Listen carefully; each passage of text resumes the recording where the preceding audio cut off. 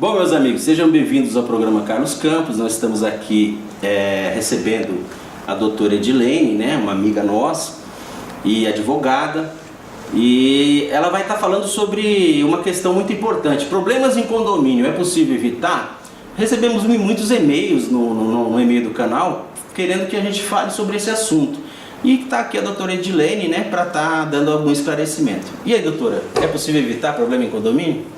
Sim, Carlos, tem muitos assuntos, muitos problemas que podem ser evitados com um simples regulamento, com uma simples convenção e deixar tudo muito determinado ali dentro do condomínio. Só regulamentando, tem que ter lei. Sim, seguindo a lei, né? E também entre os próprios moradores, de chegar ali no consenso. Nem sempre é possível agradar a todos. Correto. Legal. Uma questão de condomínio. Então tem que ter lei, tem que ter regulamento. Sim. Tem que ter alguma coisa. Ou como chama o regulamento do condomínio? É um regulamento interno que ele regula as atividades ali. Cada condomínio cria o seu? Sim. Porque, por exemplo, no que eu moro, às 10 horas é horário de silêncio. Pode existir um prédio, um condomínio que, por regulamentação própria, fale que o horário de silêncio é depois da meia-noite.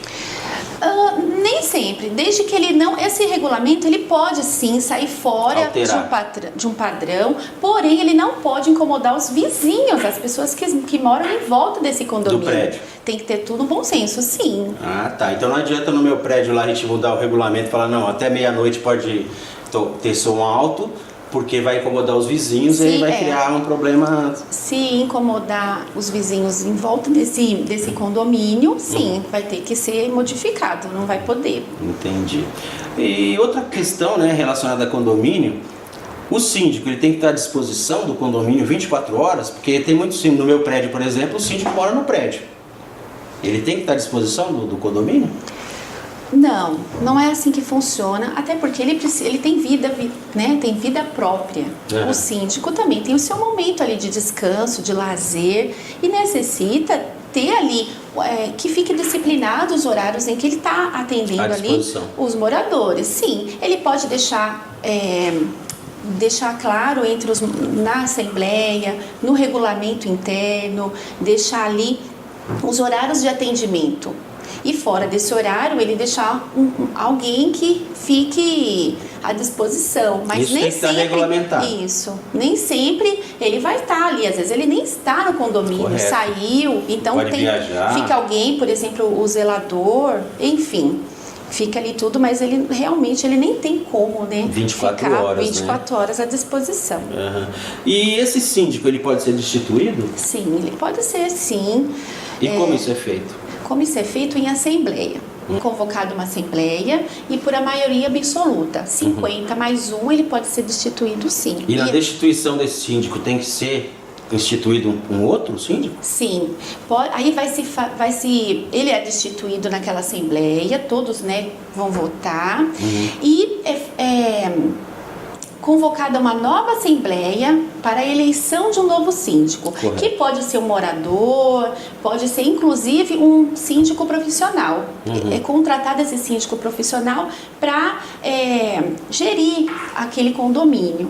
Certo. Se ninguém, inclusive, acontece para ser síndico. Às vezes as pessoas não querem aquele cargo, acham muito difícil, e é difícil mesmo. Então, pode ser contratado um síndico profissional.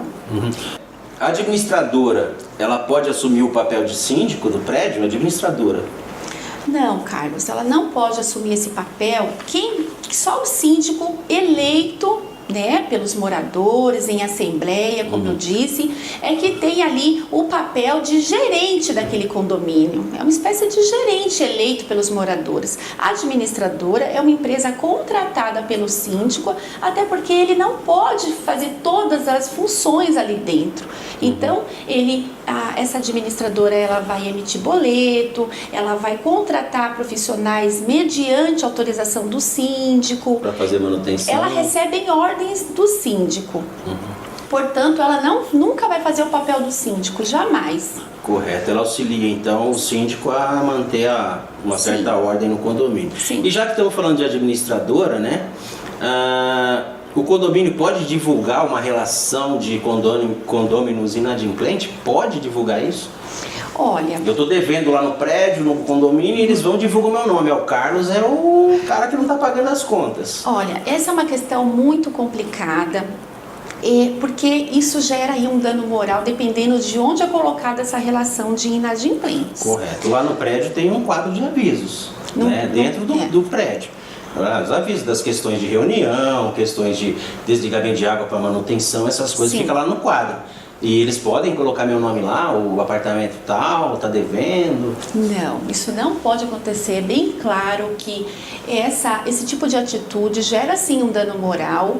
Ele pode colocar essa relação, informar os condôminos inadimplentes na prestação de contas, que é muito comum no próprio boleto. Numa reunião interna, nessa assembleia. Isso. Pode Ele falar lá pode na falar. Assembleia, o apartamento 7 não está pagando, o apartamento 2 não está pagando. Até na porque Assembleia. o condômino inadimplente, ele nem pode votar. Então, às vezes ele chega ali para dar o seu nome, que ele está presente na Assembleia, e ali vai ser falado para ele. Nulo. Você não pode participar. Então, automaticamente já vão entender as pessoas que estão ali por que ele não pode. Porque está em débito. Então, mas é um cuidado que ele tem que ter. Ele pode informar sim, mas dentro de cuidados em que aquilo principalmente não saia do condomínio e que não fique exposto de uma forma em que a pessoa seja lesada, digamos assim, não é? Seja um motivo ali igual no elevador, no elevador, no quadro de aviso, na portaria, aquela relação quando a pessoa já chega um visitante já vê quem está devendo. Quem está devendo também não pode. É errado, com tá? certeza. E já que estamos falando de inadimplência, né? O boleto do condomínio pode ser protestado? Sim, ele pode ser protestado e o síndico que leva, no cartório de protesto, junto com todos os boletos ali, a relação ali de dívida daquele condômino, junto com a assembleia que elegeu o síndico, ele vai até o cartório de protesto e pode sim pedir o protesto daquele título. A lei já permite isso. Entendi. E esse protesto pode levar a uma negativação do inadimplente no SPC, Serasa, essas coisas? Bom, nem sempre o que está protestado está lá no SPC, tá? Mas não é bom que ele faça isso. O síndico tem que ter esse cuidado, tá? Existe esse tipo de acontecimento, digamos assim? Existe, mas é um cuidado que ele deve ter, porque o condômino pode sim julgar isso uma ofensa maior e entrar com ação contra o condomínio. É um risco que ele está correndo, tá? Porque, veja, nós temos várias formas de cobrar uma dívida, como acabamos de falar sobre o protesto, como entrar com uma ação judicial, eu notifico aquele condômino. Então, a negativação do nome pode gerar um transtorno para aquele condômino muito maior do que o síndico queria. Entendi. E isso pode trazer problemas para o condomínio, por isso que tem que ter essa cautela. Então, uma ação judicial para cobrança do débito, o cara já protestou lá no cartório e está devendo, não tem jeito. Move-se uma ação judicial, ela tem que anteceder a negativação do nome da pessoa no SPC. Sim, com certeza. Antecede. Sim. Aí, em ação judicial, com certeza vai levar lá seu tempo, né? Sim. Que eu tenho um amigo que mora num apartamento lá em Engabaú. E lá no prédio onde ele mora, tem uma pessoa que faleceu, né?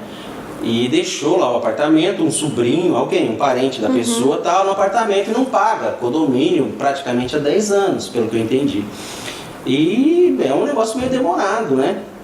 O que você acha que isso daí, o que está acontecendo lá? Por que demora tanto tempo assim para esse processo rolar? Muitas vezes, o que acontece? Por má administração do síndico, ocorre essa demora de entrar com uma ação judicial. Muitas vezes não sabe direito quem é ali que ele vai cobrar por uma dificuldade ali de da administração mesmo, não tem a documentação daquele condomínio, não sabe se está alugado, quem mora ali, às vezes está fechado, não consegue encontrar as pessoas que são responsáveis por aquela unidade, enfim.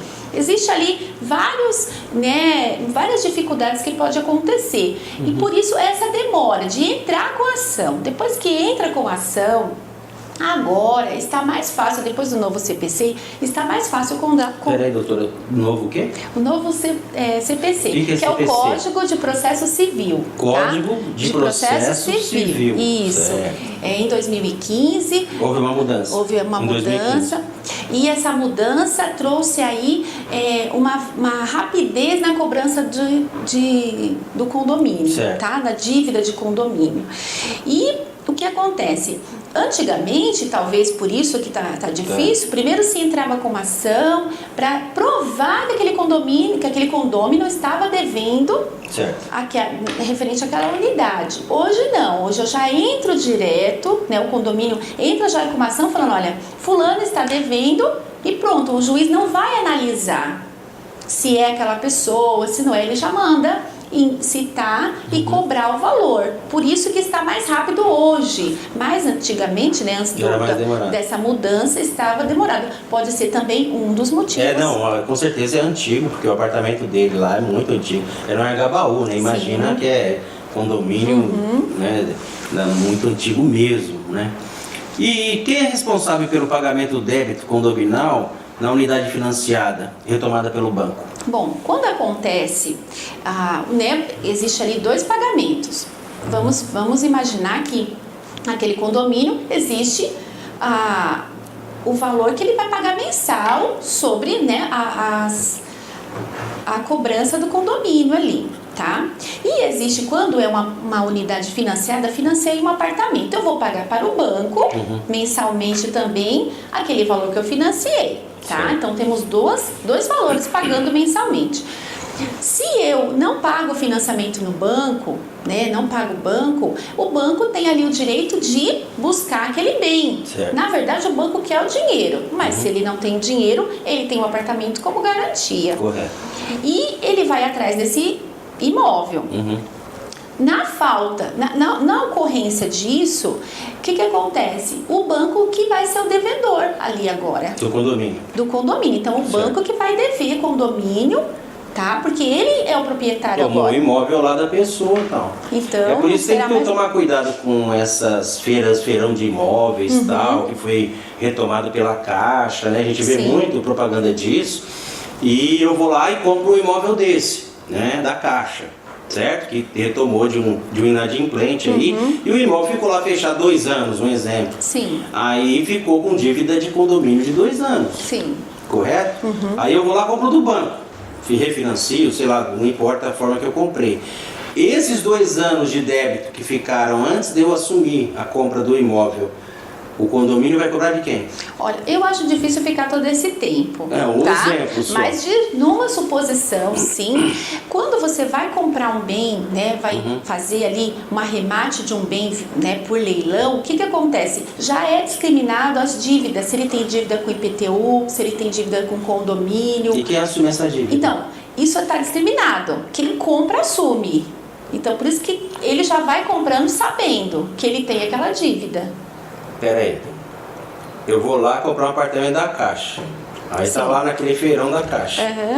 Aí na Caixa lá tá o apartamento 300 mil reais. Sim. Tô dando um exemplo aqui. Aí a Caixa vai, Carlos, tá aqui seu apartamento bonitão, você já viu, é 300 mil reais, te interessa? Interessa. E eu compro esse apartamento da Caixa, que ficou 2 anos fechado. Você falou, é difícil, mas pode acontecer. Pode ter dívida com 2 IPTU, anos lá. sim. Aí esse apartamento deve 2 anos de IPTU, 2 anos de condomínio, e o responsável agora por essa dívida sou eu. Sim, quem adquire aquela unidade. Então, eu adquiri o apartamento ou imóvel qualquer que seja, eu assumo todas as dívidas que tiver sobre o imóvel. É simples assim. Sim, isso já é informado. Não importa que tipo de dívida é essa. Por isso que é bom quando a pessoa... Eu não posso alegar que eu sou leigo, não sabia que tinha essa dívida. Não pode alegar. Por isso que é bom ser auxiliado por um profissional que entenda sobre leilão. E eu não digo só sobre imóvel, não. Carro também. Carro também. Tá? Se tiver dívida no carro, é minha. Veículo será sua. Então, quando você adquire aquele bem, você tem que ter essa noção. Por isso que é bom verificar ali na ficha técnica daquele imóvel o que consta de dívida, como, né, para que eu saiba onde eu estou entrando, que negócio que eu estou fazendo para não ter problemas no futuro, né? Então funciona assim. Doutora, qual o conselho que a senhora dá, e agora eu quero que a senhora fale para as pessoas que estão nos assistindo, que a senhora dá em relação a essa questão de condomínio, aquisição de imóvel? Qual é o conselho principal? Se preocupe com isso, pontual. Qual é o conselho? Primeiro, o primeiro conselho que eu daria seria tomar cuidado com quem é o proprietário daquele imóvel. Eu acho que é o primeiro cuidado que a pessoa deve ter. Na aquisição. Na aquisição, para que eu não compre o imóvel de uma pessoa que não é o proprietário. Correto. Né? Eu acho que parece Isso acontece? ponto. Acontece. Às vezes a pessoa não tem uma legitimidade para comprar, para vender aquele imóvel, sabe? E ele está ali, a pessoa compra, não era, por exemplo, de um banco. Ele pensa que o imóvel tá tudo correto. Por conta de ser de banco, falar coisa séria, né? Às vezes uma ação trabalhista tá ali envolvido. No imóvel, tá? Aquela pessoa que era proprietário tem uma empresa, né? É uma pessoa jurídica também, e aí pode deixar uma ação tramitando para buscar aquele bem, e eu vou lá, compro ele para se livrar, que ele fala, eu vou perder, então antes de perder eu vou vender. E isso acontece bastante. Isso recai sobre o comprador. Isso aí, eu vou comprar uma coisa que tem um outro lá que já está querendo. Então, tomar cuidado. Então, a primeira coisa, parece algo muito simples, mas é algo muito importante. Ter certeza de que aquele imóvel não tem nenhum problema, não tem nenhuma restrição, né? E isso eu consigo puxando a matrícula do imóvel no cartório de registro de imóveis, onde o imóvel, né, daquela localidade, daquela competência, tá? Então, é um primeiro cuidado que tem que ter, para ver se não tem nenhuma ação trabalhista, execução, algo que possa impedir eu adquirir aquele bem, né? E também as dívidas, tá? Aí o segundo passo tá tudo bem, aquela pessoa proprietária, agora eu vou ver as dívidas. Que dívida que aquela unidade tem? Tá tudo quitado, tá tudo certinho, para que eu não compre algo que depois eu vou ver lá, tem 2 anos de IPTU em atraso, tem, 6 meses o condomínio, enfim, também isso é muito importante. Pelo que a senhora está falando, então agora deixou de ser pontual em cima do imóvel. Eu não tenho que só avaliar o imóvel e ver se ele tem dívidas também. Eu tenho que ver o proprietário, se ele não tem alguma ação contra ele, entendeu? Ficou mais complicado, né? Eu tenho que verificar muita coisa aí. Parece um pouco complicado, Carlos, mas na verdade, quando você tem o auxílio de um profissional, alguém que entende sobre aquilo, sobre o assunto, fica um pouco mais, você faz ali um negócio com mais tranquilidade. Correto. Tá? Você se cerca de todas as possibilidades que poderia dar errado aquele negócio. Entendi. Não é só chegar lá e sair comprando, comprei a casa. Você tem que saber de quem você está comprando e de que forma está vindo aquele imóvel para você. A gente está falando aqui sobre condomínio, mas isso serve para qualquer propriedade, não só dentro de um condomínio. Automóvel e outras coisas. Isso aí. Também, não só para condomínio, mas uma propriedade particular, né, ali numa rua normal e que não esteja dentro de um condomínio. Entendi. Doutora, eu queria te agradecer, né, pela participação aqui no nosso programa. Imagina, foi um prazer. Doutora Edilene, né, a pessoa muito querida nossa. E eu gostaria de te dar um brinde, né? Esse chaveirinho foi um amigo nosso que fez, né? O Hélio. Ele, depois eu vou colocar aí na descrição do programa o contato dele. E ele é uma pessoa que fabrica chinelos, né? E ele fez esse chaveirinho aqui do programa, tal, com muito carinho. Ontem, inclusive, foi em casa, né? Falou, Carlos, eu fiz aqui um brinde para você dar para os seus entrevistados. E os que já passaram pelo programa, me desculpe, que chegou ontem, né? Se quiser receber o seu brinde, venha outra vez. E tá aqui a doutora Edilene e eu queria agradecer, né? deixar esse brinde para a senhora aí. Muito obrigada, É o brinde Carlos. do Hélio. Adorei. Nosso amigo Hélio aí, que faz Aqui, esses chinelos, né? Na verdade ele faz chinelo normal, de Isso. repente usar. E acabou criando aí, tendo essa ideia de fazer esse brindezinho. Obrigada. Tá bom, doutor? Obrigada. Eu agradeço a sua presença no programa. Meus amigos, nós vamos estar aí continuando, né, com o projeto de trazer novas informações no programa. Eu quero que você não se esqueça de curtir o nosso vídeo, se inscreva no canal, participe conosco aí desse novo projeto e acompanhe aí conosco, né? Eu creio que em outra ocasião nós vamos estar entrevistando novamente, né, doutora Edilene? Tem muitas perguntas, estão chegando muitos e-mails, né, no e-mail do programa pedindo algumas informações sobre vários assuntos, tá? Aqui no nosso programa nós tratamos as questões aí da forma mais simples possível, beleza? Fica ligado, participa conosco. Obrigado, doutora Edilene. Foi um prazer, Carlos. Até mais, até uma outra oportunidade. Tchau, meu amigo, um abraço.